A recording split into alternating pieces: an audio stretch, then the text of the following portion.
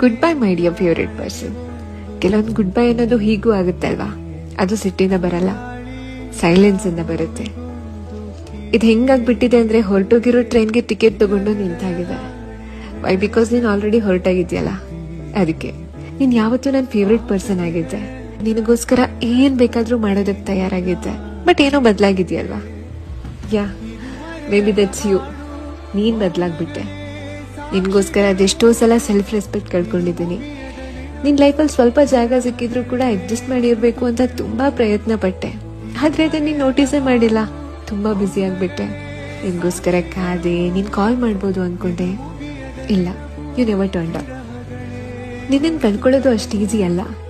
ಅದು ಹೆಂಗ್ ಅನ್ಸುತ್ತೆ ಗೊತ್ತಾ? ನನ್ನನ್ನೇ ನಾನು ಕಳ್ಕೊಂಡಾಗೆ. ನಾನೇನು ರಿವೆಂಜ್ ತಗೊಳ್ತಾ ಇಲ್ಲ, ಇದು ಕೂಡ ಪ್ರೀತಿನೇ. ನಿನಗೆ ಯಾವುದೇ ತರ ತೊಂದರೆ ಕೊಡದೆ